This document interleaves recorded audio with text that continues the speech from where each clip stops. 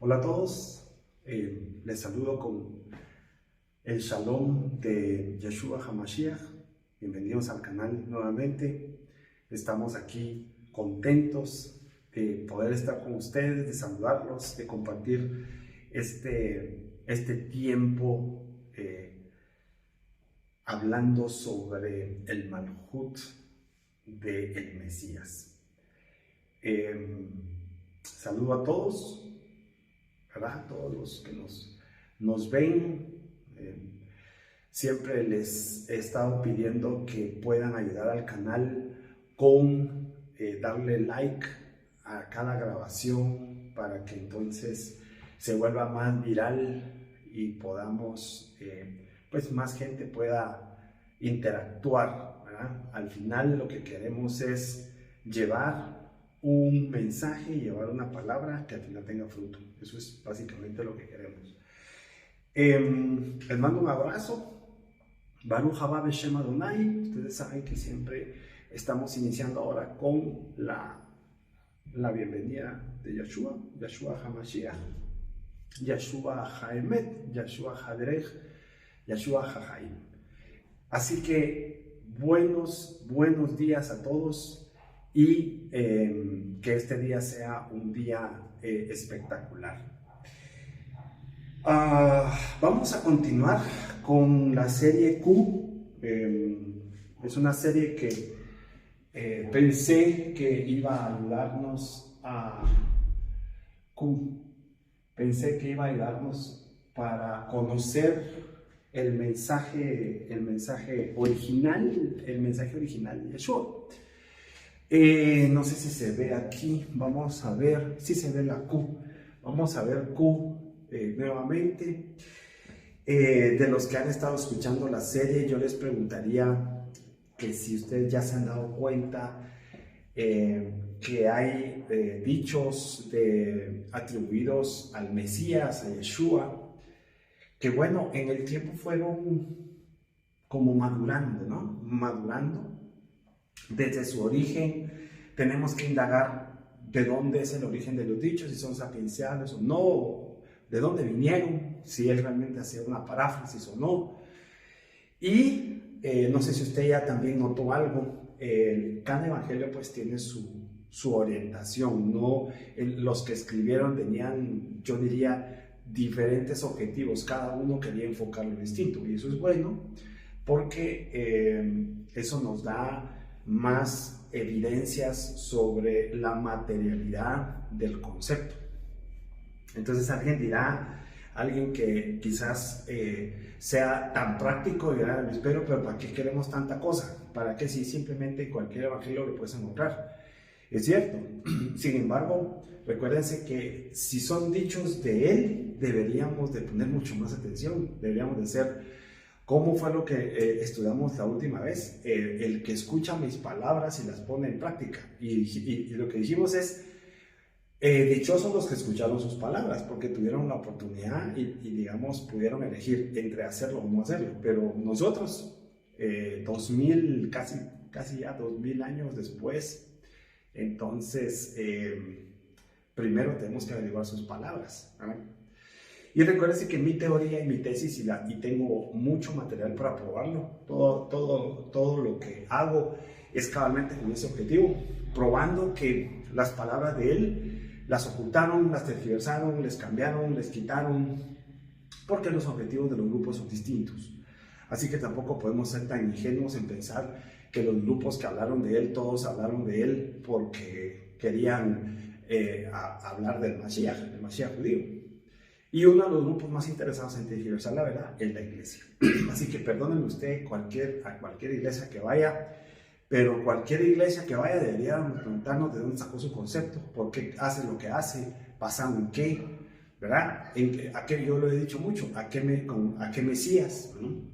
¿Al judío, al cristiano, al católico, al mormón, al no sé quién, al no sé cuánto, al bautista, al pentecostés, un montón de cristianismo, ¿no? Y al luterano, al anglicano, entonces el católico romano, ¿cuál es su Mesías? Pues, ¿verdad? El griego, O sea, hay tantas ideas, pero al final el origen, que es lo que estamos estudiando acá, el origen de él, todo lo que hacemos es estudiarlo desde el origen, desde su idioma original, para que entonces nosotros tengamos el contexto, el texto y el contexto correcto, porque si no, se comienzan a hablar cualquier cantidad de disparates hablando de mesías griegos y mesías cristianos, ¿verdad? Bueno, entonces esa es la razón. Si realmente amamos a Yeshua HaMashiach, entonces vamos a prestar atención a este tipo de cosas. Entonces, vamos a continuar. Nos toca en este orden de Q.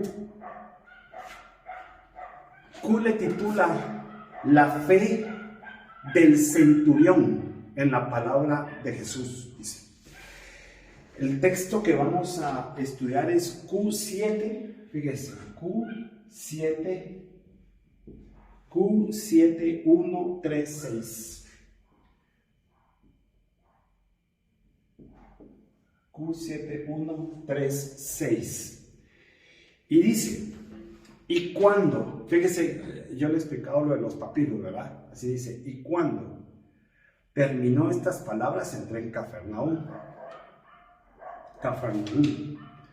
Se acercó a él un centurión que le rogaba diciendo, mi chico está mal. Y le dijo, tengo que ir yo a curarlo, le dijo Yeshua. Entonces, dice que se acercó a Cafarnaúm, así dice esta versión, Cafarnaúm. Y dice que el centurión, hay alguien, el centurión, se le acerca y le dice, mi chico está mal, y Yeshua le preguntó, ¿tengo que ir a curarlo? ¿Tengo que ir a curarlo? ¿Sí? Luego dice, el centurión le respondió diciendo, no soy digno que entres en mi techo. No soy digno, ¿sí? Que entres en mi techo. No en mi casa, en mi techo. Eso dice mucho, ¿verdad? Cómo vivían. Luego dice, pero di una palabra y mi chico quedará curado. Di una palabra. Di una palabra. Di una palabra. ¿Qué más? Fíjese, dice, pues también yo estoy sometido a autoridad y tengo soldados bajo mi mando. Yo estoy sometido a autoridad, sometido a autoridad. ¿Sí? Y tengo soldados en mi mano. Tengo soldados. Quiero que note algo. Fíjese cómo son los grupos de fantasiosos. Por alguna razón he leído muchas fuentes sobre las historias que hay sobre el Mesías cristiano. Y fíjese, es increíble lo que se atreven a decir respecto a que Yeshua tenía un grupo armado. No sé si usted ya oído esa corriente que dice que él tenía un grupo armado. Y entonces, como él tenía un grupo armado, en realidad él no era un Mesías pacífico, como dicen los evangelios, sino él era un sedicioso guerrillero. Como Roma al final, según la historia de la pasión, dice que él fue acusado como sedicioso. Entonces ellos se están inventando la teoría de que tenía un grupo armado. Mire esta memoria, que es una memoria antigua, es una memoria por lo menos de los años 50, muy cerca de los eventos, ¿sí? Miren la importancia de la fuente. Pero aquí no dice, pues yo estoy sometido a autoridad y tengo soldados bajo mi mando. Aquí él no le dijo, fíjese que hubiera sido interesante. Yo también estoy sometido a autoridad y también tengo soldados a mi mando. Si hubiera dicho, y también, ¿verdad? Diciéndole, como tú, porque eso es lo que está diciéndole él, entonces quizás sería una fuente histórica, digamos, para ese caso, de que él también tenía un grupo, pero no he encontrado yo ninguna fuente seria, ningún dicho serio, ninguna escritura seria que sugiera que Yeshua tenía un grupo armado. Porque aquí dice, pues también yo estoy sometido a autoridad y tengo soldados bajo mi mando. No dice, yo estoy sometido y también tengo soldados, no. La que no, diciéndoselo a él. O sea, no hay, yo no he encontrado, y no lo vamos a encontrar, una fuente seria que diga que Yeshua tenía un grupo de soldados y él era el dirigente guerrillero, sedicioso, ¿no? No lo vamos a encontrar, ¿verdad? Continuemos. Lo digo porque seguramente usted también lo ha escuchado, y le digo, yo no he encontrado ninguna fuente seria que evidencie que Yeshua era un sedicioso con un grupo armado, ¿sí? Soldados o como le quiera decir a su cargo. Y entonces dice que le dijo, ve y va, y a otro ven y viene, y a mi esclavo hace esto y lo hace. Le está diciendo, pues yo tengo autoridad. Al oír esto, Jesús se quedó admirado y dijo a los que le seguían, os aseguro que ni siquiera en Israel he encontrado una fe como esta. ¿Qué crédito le está dando a este centurión? Ni en Israel, aquí vamos a poner, ni en Israel he encontrado esta fe. He encontrado esta fe. Interesante. Y ahí termina el dicho. Vamos a ver. Luego de eso, termina el dicho tal cual en Q. Eso quiere decir que el dicho está enfocando varias cosas en 7.1.3. Vamos a ver. 7.1.3. Sí. Y ahora también hemos leído el 9 y hemos leído el 10. Ahora vamos a verlo en Mateo. Mateo 7:28. Fíjense, Mateo 7:28. Vamos a ver el 8, 5 al 10 y vamos a ver el 13. ¿Sí? Vamos a ver. Mateo 7:28, ¿qué nos aporta en esta dinámica? Mateo 7:28.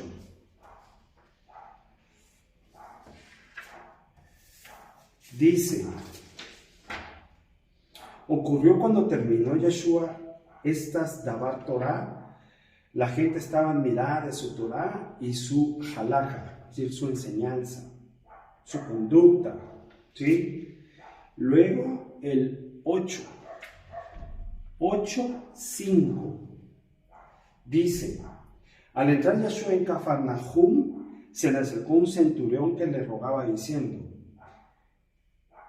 Adoneino, mi Ebed está postrado en casa, paralítico, gravemente atormentado. Gravemente atormentado. ¿Sí? En Q dice que estaba mal, su hijo estaba mal, pero aquí dice, fíjese, aquí le agrega y dice que estaba postrado, paralítico, gravemente atormentado. Entonces, él estaba postrado, esto es algo que le agrega Mateo, postrado, estaba paralítico y por supuesto atormentado. ¿Sí? Lo que no sabemos es cuánto tiempo, no dice cuánto tiempo llevaba así, vamos a ver. Habló yo diciendo, yo iré y le daré Rafuá. Rafuá es sanación. Yo iré y le daré Rafuá, o sea, sanidad. Ya se dio cuenta que aquí él dice yo iré, aquí pregunta, tengo que ir a curarlo. ¿Sí? ¿Ya se dio cuenta de eso? Aquí pregunta si él tiene que ir y aquí dice yo iré. Entonces le dice, pues también yo soy hombre bajo autoridad y tengo soldados bajo mis órdenes. Y digo a este, vaya y va, al otro venga y viene, y a mi vez haga esto y lo hace. Eso es las mismas palabras de Q. Al oír esto, Yeshua se maravilló y dijo a los que le seguían, de cierto les digo que ni aún en Israel he hallado tan grande emuná. Y menciona lo de Israel. ¿Qué otro texto? Vamos por el 10 y ahora el 13.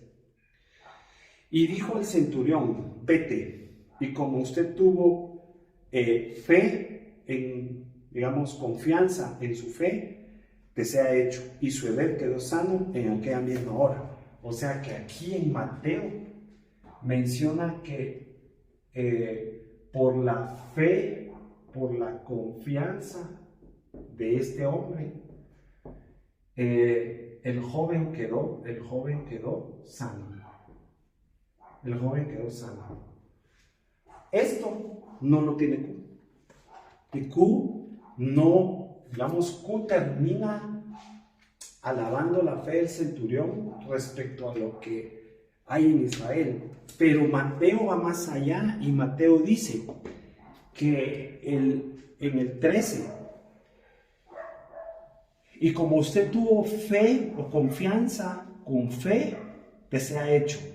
Y el evento, bueno, aquí no dice que es, fíjese, mire cómo está esto, porque aquí Ebed no es hijo, quiero ver. Déjeme ver. Q dice que tiene mi chico, está mal, diciendo que es mi chico, su joven, posiblemente su hijo, pero acá dice que regresa a Capernaum y dice en el 5, mi Ebed. Oh, esa es otra diferencia que no me he dado cuenta. Mi Ebed, es decir, Ebed no es su hijo, Ebed es su Ebed.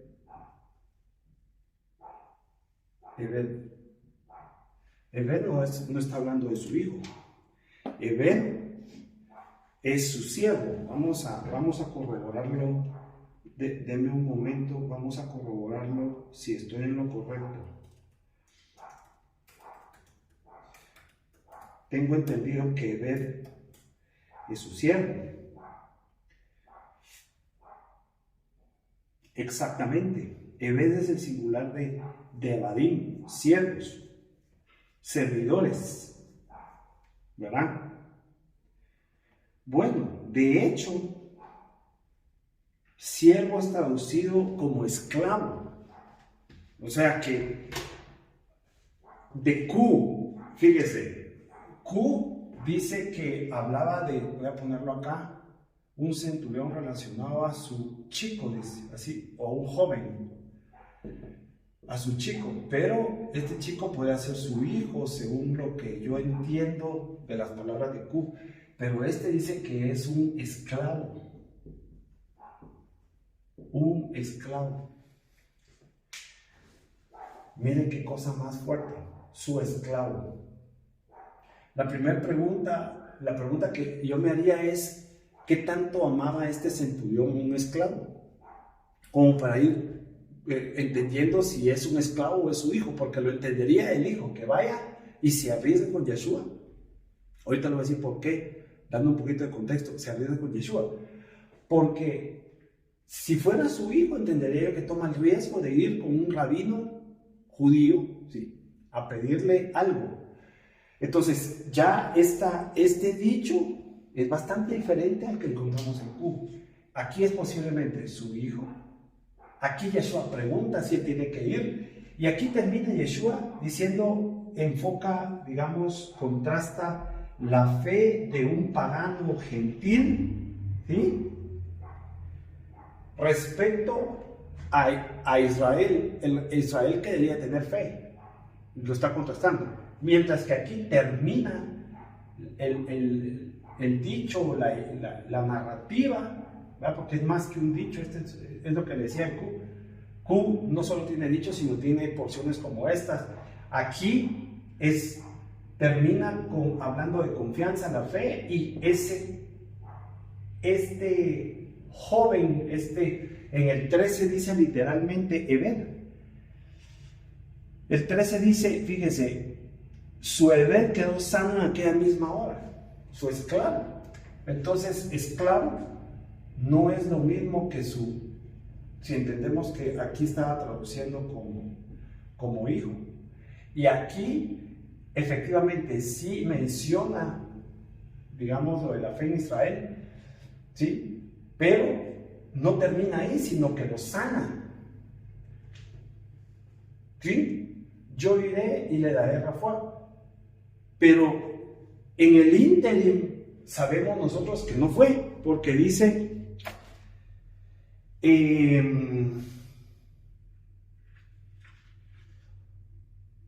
no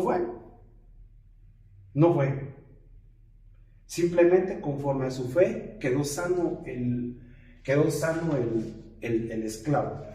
Entonces, volviendo a su punto, en el dicho, y eso es cabalmente lo que decía en la introducción hoy, el dicho es, ¿era un esclavo o era el hijo del centurión?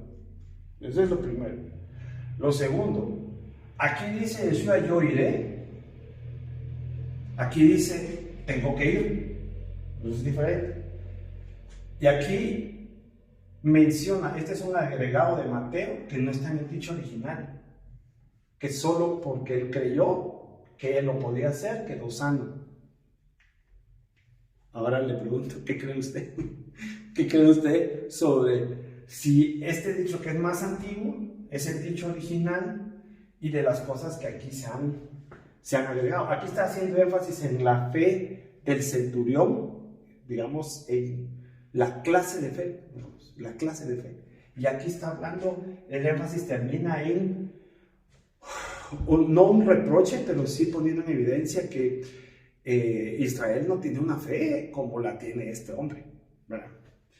Ahora, fíjese, hay algo bien importante que usted tiene que ir conociendo, se lo digo para que se vaya introduciendo. Uno de los grandes conflictos, fíjese, yo leo muchos judaísmos, y uno de los grandes conflictos que tienen los judaísmos es que Yeshua hacía milagros. Fíjese, mire qué interesante, este es un milagro, ¿eh? Si me pregunta a mí, Luis Pedro, ¿qué dicho creo que es el original? A mí me parece que el dicho original es este, sí. Pero si me pregunta a mí si creo en el milagro, que simplemente porque Yeshua ordenó que fuera sano, el joven fue sano, por supuesto que creo en el milagro. Y ese es cabalmente el gran conflicto que tienen los judaísmos, todo el tiempo, ¿verdad? Todo el tiempo tienen ese conflicto de Yeshua haciendo milagros. Pero mire lo que recientemente le escuché y leí de un grupo judío. Dicen, no precisamente el hecho, fíjate, mire, y eso hace una semana lo vi.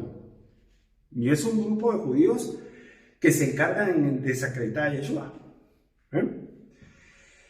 Dice, no por el hecho de que haya un hombre o haya alguien que haga milagros, precisamente, y se llame Mesías, dice, obviamente están en Yeshua. Dice, tiene que ser divino. Mire la afirmación más tremenda de este grupo. Fíjese, no por el hecho de que alguien que hiciera milagros y se dice llamar el Mesías tenga que ser divino. Entonces, mire la, y es un grupo estudioso, o sea, no es gente ignorante. Mire, lo que me llama la atención de lo que dicen ellos es que ellos no están diciendo que los milagros no fueron reales. Ellos no están diciendo que Yeshua no hacía milagros. Ellos no están diciendo que lo que narra toda la narrativa de milagros no es cierta. Ponga atención a eso. Eso quiere decir que ellos saben. Mire, le voy a decir dos cosas muy contundentes el día de hoy, porque a mí eso me alegra, no sé usted cómo lo percibe. A mí eso me alegra. ¿Por qué? Primero, la colección de milagros que vamos a ir estudiándolos poco a poco, eso es ciertísimo, pues. Si bien es cierto, todo lo que nosotros estudiamos aquí no es historia. Usted sabe que esto no es historia. Ningún libro del Brit Hadashah es historia, porque no puede ser la historia. Mire, rápidamente, la historia tiene que ser comprobada por varias fuentes, no puede ser uno solo. O sea, si yo cuento mi historia, usted decir, ese es el punto de vista de él, pero necesitamos 10 puntos de vista diferentes históricos que narren el evento para que entonces eso se vuelva historia. El Brit Hadashah no tiene otras fuentes más que ella misma, más que los escritos, ¿verdad? Para decir esto fue así, esto no fue así. Por eso es que el Brit Hadashah, lo que usted llama Nuevo Testamento, o lo que le llaman Nuevo Testamento, ¿no? Es escritos para fe, para que creamos que Yeshua es Hamashiach. Entonces, lo que le quería decir es que ellos no niegan que los escritos de milagros sean falsos. Entonces, ¿quién le da certeza a usted si no hay más fuentes de que eso es cierto? Yo se lo he dicho, solo la Ruach, usted lo conoce como espíritu, solo la Ruach de Emet le dice, eso es cierto, eso es así y eso es posible. Entonces, yo creo que este dicho a mí me encanta el dicho en Q, porque está enfocando la fe de aquel gentil respecto a la fe de Israel. Pero acá la conclusión es maravillosa. ¿Por qué? Porque acá ya se dice que como él, con esa clase de fe, entonces su esclavo fue sanado. Bueno. Eso es respecto a lo que tenemos que decir del dicho original y cómo cómo Mateo le va dando, digamos, el final de la historia. Ahora, yo creo en el milagro, yo creo adentro de mí, la Ruach me dice, eso es cierto, pero también en mi mente, o sea, también lo creo, o sea, sí estoy convencido de eso, ¿sí? Eso es una de las cosas, le dije, son dos cosas contundentes que quería decir. Esa es la primera. Los mismos judíos reconocen que los milagros fueron ciertos, o sea, porque ellos también tienen, pues en el Talmud y otras fuentes que hablan muy veladamente sobre Yeshua. Sí, críticas muy fuertes para él, pero lo que más les dolía, o hasta el día de hoy, son los milagros. La segunda cosa contundente. Le voy a decir algo muy fuerte. El conflicto, mire, el conflicto que tenían las autoridades judías del tiempo de Yeshua con él, y por lo cual era una lucha y una batalla constante con él, es porque, bueno, y todos los grupos religiosos contrarios a él, es porque ellos sabían algo. Y lo que ellos sabían es que Yeshua era el Mesías. Ellos sabían que él era el Mesías. Pero había algo más fuerte en su alma que no les permitía aceptar esa realidad. Ellos como grupo y dos frente al pueblo. Y era su propia interpretación de la Torá. Es decir, fue un tema de egoísmo y de orgullo el no aceptar que tenían al Mesías frente a ellos. Ellos sabían que él era el Mesías. Y eso se los dijo Esteban. Lea el discurso de Esteban. Esteban se los dijo: ustedes mataron al Mesías. Él se los dice: ustedes mataron al Mesías. Esto es bien fuerte. Y hoy, 2024, los judíos saben que Yeshua es el Mesías. Ellos lo saben. Claro, hoy hay otros grupos, hay más grupos que en aquel entonces y son más sofisticados, pues. con tanta tecnología, esos grupos son mucho más sofisticados. Pero esas son de las dos cosas que hasta el día de hoy a esos grupos judíos que no reciben y no creen en Yeshua como Mashiach, piensan y sienten. Puede más su orgullo, puede más su interpretación y puede más su religión que la verdad del Mesías. Esto es demasiado fuerte, muy fuerte. Por eso yo le he dicho, mire, y lo voy a decir hasta el día en que me vaya de este mundo. Esos grupos se han afanado, han invertido dinero en ocultar la verdad sobre el Mesías, ¿sí? Y parecen aliados y no sé quién es peor. Pero la iglesia es una institución corrupta. La iglesia es de las cosas más corruptas, si no es la más corrupta, puede ser la más corrupta de este mundo, la iglesia. Es lo más corrupto que usted va a encontrar. Porque desde el primer momento que se propusieron en su mente y en su corazón cambiar y ocultar la verdad sobre el Mashiach, se volvieron corruptos. Como les dijo Yeshua y también Yohanan el inmersor a la gente que se acercaba.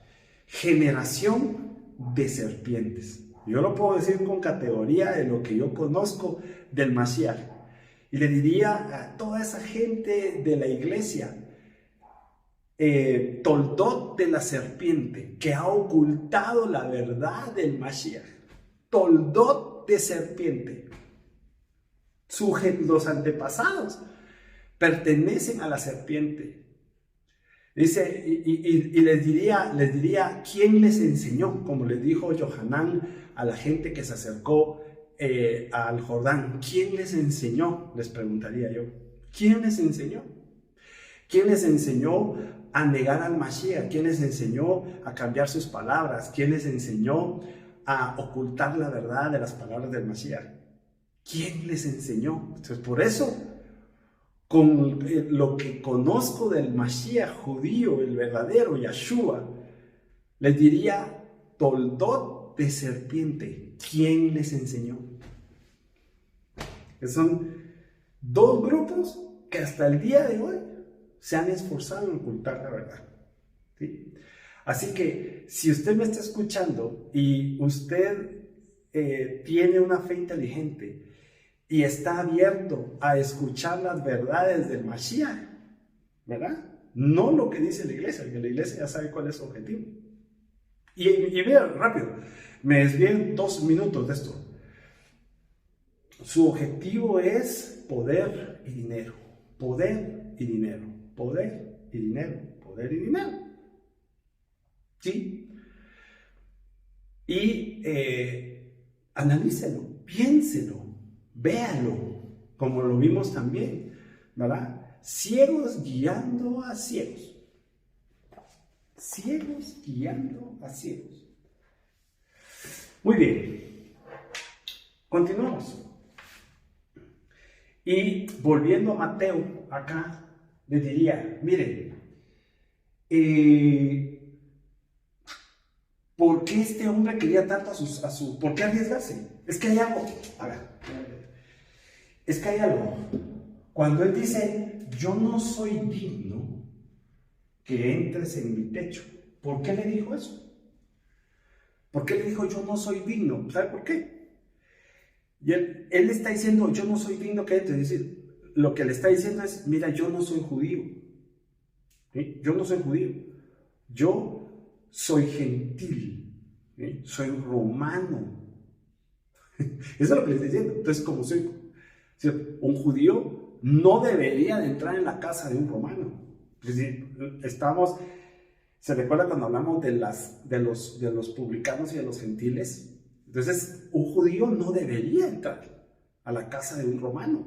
Es que no, pues son los que nos oprimen, son los que nos matan, son los que nos ponen impuestos que son impagables, son los que nos están matando de hambre. Nosotros no podemos entrar en la casa de esos traidores. No deberíamos. Entonces, al parecer no entraban. Además era un centurión, o sea, es un hombre de autoridad en el ejército de Roma. Y yo ya le he explicado y ya le he dicho, bueno, alguna vez le he dado contexto quiénes eran los romanos. Los romanos eran bárbaros, esa es la palabra. Los romanos eran bárbaros. No quiero ahondar en quiénes eran los romanos, pero los romanos eran bárbaros. Lo más bárbaro que usted puede escuchar, esos eran los romanos. Tenían prácticas de toda Europa, de todo el mundo, prácticamente el mundo desarrollado de aquel tiempo. Imagínense, y eran bárbaros. O sea, los romanos no eran cualquier cosa. Los romanos eran bárbaros, sus métodos eran peor que animales, para todo, peor que animales. Esos eran los romanos, esa es la esencia de Roma. Muy filósofos, muy estudiados, un mundo desarrollado, ¿no? Pero bárbaros, ellos eran bárbaros. Entonces, él está diciendo, tú no, o sea, no soy digno, es que tú no deberías entrar a mi casa, ¿sí? Entonces, en ese contexto, entiendo la pregunta de Yeshua. Tengo que ir a curarlo. Tengo que ir a curarlo. O sea, tengo que entrar a tu casa. Entonces, eso le dice, no soy digno. O sea, no soy digno es que yo no soy judío. Pero él amaba a su esclavo. En la narrativa de Mateo, ama a su esclavo. Y en esta narrativa, al parecer es su hijo, un joven, ¿verdad? Ahora, termino el punto, este punto. ¿Por qué? A ver, dígame usted algo. ¿Por qué el centurión tenía esa clase de fe si no era ni siquiera judío? A ver, el centurión alguna vez estudió la Torá, el centurión alguna vez estudió los profetas, el centurión, o sea, ¿de dónde venía ese centurión como para que se acercara a un rabino judío? Dígame usted, ¿de dónde? ¿Qué tenía él en su mente? ¿Qué pensaba? ¿Qué creía? Pero si Yeshua alabó su fe, alabó su confianza, o sea, de alguna manera él se enteró de Yeshua, se enteró de un rabino que podía hacer ese tipo de milagro. Pero más que se enteró, igual usted sabe, o cree, o está convencido, o no, que el rabino Yeshua puede hacer milagros. De hecho, hacía milagros. Entonces, el centurión también. Pero ¿y cómo se atrevió? ¿De dónde sacó la idea de que su joven podía? Pero una palabra de él bastaría para que él fuera sano. Dígame, esa clase de fe, ¿de dónde vino el centurión? Por eso digo, ¿será que el centurión era un hombre que estaba asociado a un grupo creyente del Mesías? O es algo que deberíamos de buscar. Vamos a Lucas 7:1 al 3. Lucas 7:1-3. Vamos a ver, Lucas 7:1-3. Y vamos a ver también 6:10. Vamos a ver cómo nos lo narra Lucas. Porque debería de ser tan. Lucas es un evangelio. Yo ya tengo una percepción, no puedo decir juicio, sino voy a decirlo percepción sobre el evangelio de Lucas. A mí me parece, por algunas cosas que yo ya le encontré y ahora estudiando el evangelio Q, también me parece muy, muy interesante lo que Lucas escribe. Bueno, no me refiero a alguien llamado Lucas, sino a la comunidad que se identificaba con este evangelio según Lucas. Vamos a ver, 7:1. Dice: después que terminó todos sus dichos con el pueblo que lo escuchaba, entró en Cafarnaúm. ¿Sí? Y cuando el centurión oyó hablar de Yeshua, aquí sí dice, cuando el centurión oyó hablar de Yeshua, le envió unos sejanim de los Yahudim, rogándole que viniera y sanara a su bebé. Fíjese. Luego dice el 6. Entonces Yeshua fue con ellos. Yeshua fue con ellos. A ver, miren, Yeshua fue con ellos. Y cuando ya no estaban lejos de la casa, el centurión envió unos javerim diciéndole: María, no te molestes, pues no soy digno que entres en mi techo. O sea que Yeshua fue a la casa y cuando iba a llegar le mandó a decir que no era digno. Entonces aquí, vamos a ver, el 7.1. Perdón, pero fíjese que el 7.2 que no está, da una información, dice, el siervo de un centurión a quien éste quería mucho, estaba enfermo y a punto de morir. Entonces este también dice que era un esclavo, siervo. Este es un hebreo, tal cual lo traduce aquí. Dice que era un esclavo, fíjese, era un esclavo y dice que estaba enfermo, pero sí, estaba enfermo, aquí dice que era paralítico, postrado, atormentado, pero dice, este estaba enfermo, ¿sí? Eso ya lo sabíamos. Pero lo que no sabíamos es que está a punto de morir. A punto de morir. O sea, se estaba muriendo, en otras palabras. Y entonces en el versículo 6 dice, no te molestes, pues no soy digno. Ahí se aparece. Entonces ya hay más, digamos, hay una narrativa de que no es que pregunta si tiene que ir. Aquí dice, yo iré. Aquí Yeshua fue. Fíjese cómo. ¿Ya se dio cuenta? Aquí Yeshua fue. Aquí dice, mire, aquí dice, tengo que ir a curarlo, el dicho original antiguo. Luego Mateo dice, yo iré. Aquí dice, Yeshua fue. Y cuando iba, dice, y cuando se acercaba, dice. Cuando se acercaba, no estaba lejos de la casa, dice, no soy digno para que entres en mi techo. ¿Sí?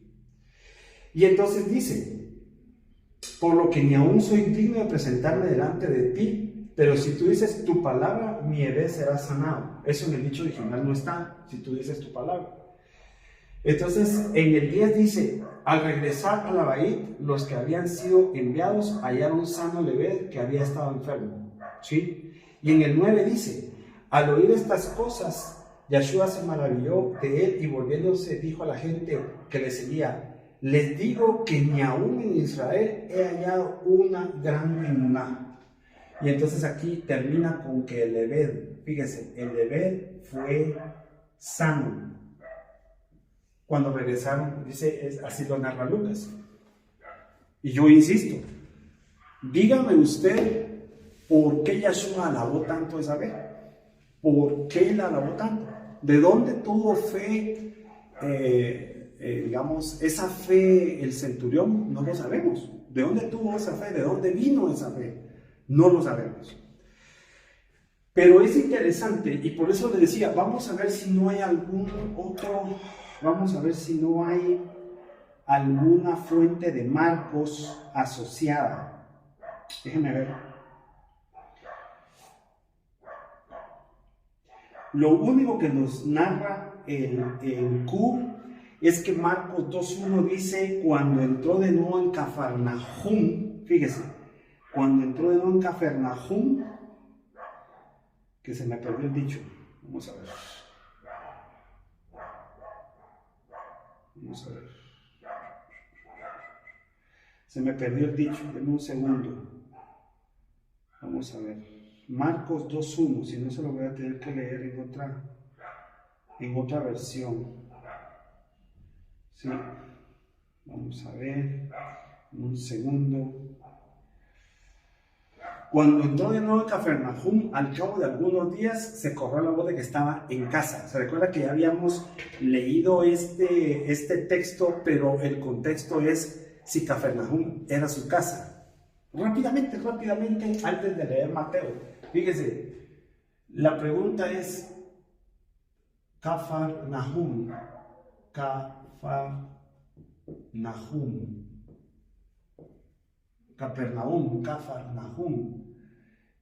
Aquí tiene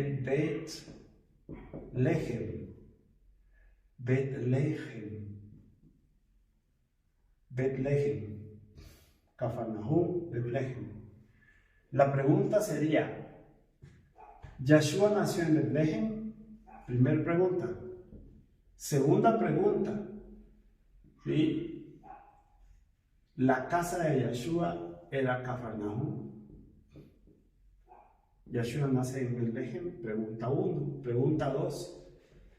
La casa, es decir, se reconocía a Cafarnaúm como su casa, como su pueblo. De hecho, hay muchas muchas alusiones y testimonios que menciona un lugar llamado Nazará. Nazará. Entonces, tenemos tres. ¿Su casa era Nazará? Pregunta. ¿O era Cafarnaúm? Como dice Marcos, esto está basado en Marcos 2:1. Era Cafarnaúm, era Nazará. Esto es más en arameo. Usted lo oye como Nazaret. Pero realmente Yeshua nació en Betlehem. Si nació en Betlehem, ¿por qué no creció ahí? Capaz que Betlehem le pertenece a Judá, la casa de Judá. Pero Nazará le pertenece a la casa de Israel.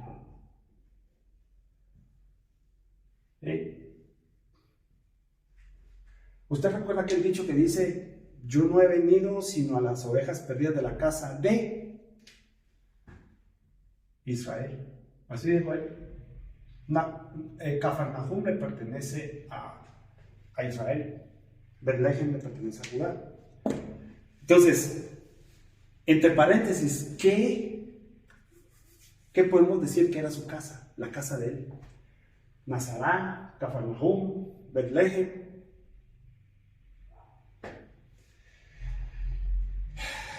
Veamos qué nos dice Shem Tov en su Evangelio de Mateo en el 7:28. Vamos a ver. 7:28. Dice: mientras Yeshua estaba hablando estas palabras, todo el pueblo estaba asombrado muy grandemente de su buena conducta. Ese es el 7:28. El 8:5. Vamos a ver. El 8:5. Sucedió que entró a Kefar, aquí dice Cafarnaúm, Hamaratá, y vino a él un capitán de centenas. Capitán de centenas. Ese es el centurión. Capitán de centenas. Miren lo que aprendimos. Es un capitán de centenas. O sea, ese era un tipo, volviendo a Roma, era un tipo demasiado bueno en el ejército. Era un capitán de centenas de soldados. Vamos a ver. Ay. Ya perdí otra vez esto. Deme un segundito.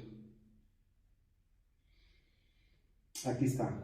Y le imploró. Fíjese, recuérdese que en Lucas son enviados hay Yahudim que interceden ante Yeshua y tiene sentido desde el punto de vista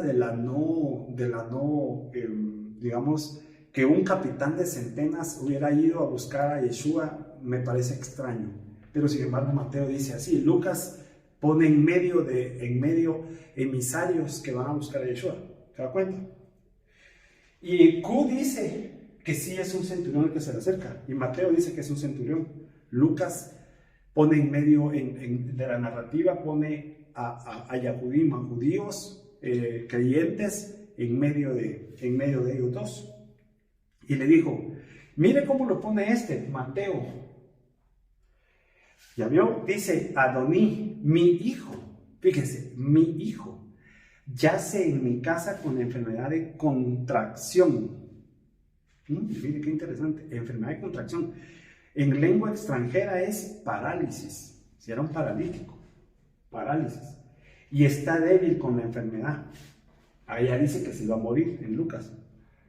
Y entonces Yeshua le dijo: yo iré y le sanaré. Eso le dice: yo iré y le sanaré. Y entonces respondió el capitán de centenas y le dijo: Adón, yo no soy digno de que tú vengas bajo mi techo. Solo expresa la palabra y él será sanado. Pues yo soy un hombre pecaminoso, dice, y tengo autoridad bajo los perushim, y tengo caballos y jinetes, y le digo a uno de ellos: ve y él va, ven y él viene, y a mis siervos hagan esto, y ellos lo hacen. Y oyó Yeshua y se asombró, y a los que le seguían dijo: verdaderamente les digo, no he hallado una fe tan grande en Israel. Y luego de eso tenemos el 13, y le dijo Yeshua al capitán: ve, y como has creído te será hecho, y fue sanado el muchacho en aquella hora. Entonces, ¿qué podemos ir analizando? No sé cómo voy de tiempo, creo que vamos bien, no vamos a ver otro dicho, vamos a dejar este dicho ahí. Pero antes de, digamos, de concluir, le he hablado de varias cosas. ¿Cómo se va desarrollando en el tiempo? Años 50, años 80, años 90. Me parece a mí, y es importante para la correcta interpretación, saber si era su hijo, como dice, fíjese que Shem Tov traduce hijo, Mateo traduce esclavo, Lucas traduce esclavo, ¿sí? Y Q traduce como joven, no dice si era su esclavo. Fíjese, Q no dice si era su esclavo o su hijo, ¿sí? Luego aquí el dicho original es preguntando, luego aquí dice yo iré y aquí él fue, y usted conoce la historia de Lucas, ¿sí? Aquí Q enfatiza en comparar las fes, la fe de Israel con la fe del centurión, el capitán de centenas, dice la versión Sheptov, y aquí también lo dice, ¿sí? Aquí también lo dice, aquí dice que está a punto de morir, si era un paralítico. Entonces, digamos, dentro de toda la esencia del dicho, sí nos quedan, a mí me quedan dudas realmente quién era, me quedan dudas si fue directamente el centurión directo a Yeshua, o como dice Lucas, hubo gente que le fue a hablar por él, a decir, mira, hay un fulano, venimos de parte de él, porque su hijo es enfermo. Tercero, es que, ¿por qué el centurión tenía la fe? Porque claramente le digo, yo no soy un judío, ¿verdad? Yo no soy un judío ni de tu religión, pero sí creo. Entonces, dejando eso como el texto para nosotros, ¿qué podemos tomar? Mire, no se trata de hacerlo devocional, pero si tan solo nosotros podemos escuchar las palabras de Yeshua, escucharlas. Van a decir, ¿pero cómo se escuchan? Pero yo nunca las he escuchado. Pues entonces deberíamos de preguntarle, ¿cómo se escuchan sus palabras? Porque la respuesta es no, lo que pasa es que para eso están las escrituras. No, las escrituras nos están hablando de tener una fe viva. Una fe viva no es una fe histórica, ¿verdad? Esa clase de fe que tenía el centurión, esa es la clase de fe que nosotros tenemos que tener. O sea, solo di una palabra. Entonces, la primera pregunta sería, ¿usted habla con Yeshua? Y la segunda pregunta es, Yeshua le contesta. Eso es muy íntimo, ¿no? Pero debería ser una conversación, no debería ser un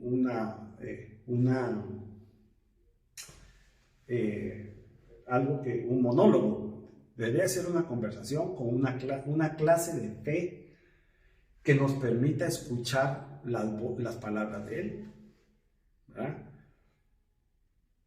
A mí me da gusto encontrar personajes como el centurión, que en realidad creo que es un personaje, no lo creo ficticio, sino lo que más me parece un personaje demasiado singular, que siendo él romano, con la clase de gente y siendo capitán de centurias, siendo un bárbaro, pues, eso es, siendo un bárbaro, tenía una fe como esa.